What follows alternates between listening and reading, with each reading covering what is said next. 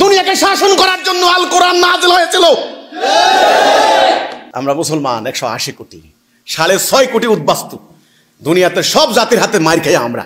ব্যাপারটা কি? কি ব্যাপার? এর উত্তর দেন। এই কোরআন 1400 বছর আগে, 1500 বছর আগে একটা আরবের উপেক্ষিত, অবজ্ঞাত, অশিক্ষিত, মূর্খ, বর্বর, বিশৃঙ্খল ওই জাতিটাকে দুনিয়ার সভ্য জাতি বানিয়েছিল এই কোরআন। জ্ঞানে, বিজ্ঞানে, সামরিক শক্তিতে তারা দুনিয়াকে লিড দিয়েছিলেন একদিন। আর আজ সেই কোরআন আমার হাতে, সেই কোরআন আমরা প্রতিনিয়ত মুখস্থ করছি, পড়ছি। ঝকঝকে একেবারে তকতকে সাফার হরবে কোরআন। আজকে দুনিয়াতে আমরা মাইর খাই। আমার মতো গুনাহগার আজকে দুনিয়ার জমিনে আমি বেরিয়ে পড়েছি। আমার রাস্তা কেউ আটকাতে পারবে না, আমার প্রতিবন্ধকতা কেউ সৃষ্টি করতে পারবে না। যে আমার সামনে আসবে ইনশাআল্লাহ পরাজিত হবে। আমি আল্লাহর সাহায্য নিয়ে নেমেছি, এই কথা প্রমাণ হবে ময়দানে। আমি যে কথা বলি আল্লাহর কথা বলি, আমার নিজের মস্তিষ্ক প্রসূত কোনো কথা বলি না, এবং আমার কোনো কথার মধ্যে কোনো স্বার্থ লুকায়িত নাই।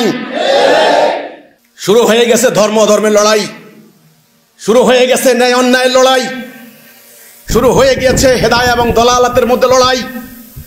সংঘাত শুরু হয়ে গেছে ইবলিসের বাহিনীর সঙ্গে আল্লাহর মুমিনদের লড়াই। আমরা কার খেলাফত করব?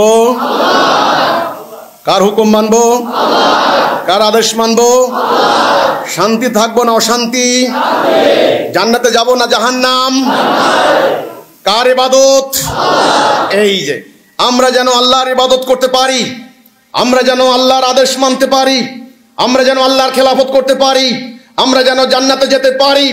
আমাদের ভাইয়ে ভাইয়ে হানাহানি, রক্তপাত, খুনাখুনি, যুদ্ধ যেন না হয়, আমাদের উপরে যেন ইবলিস বিজয়ী না হয়।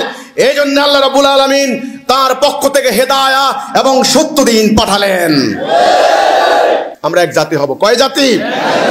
ভাই ভাই। কি হব? ভাই ভাই। দল হবে কয়টা?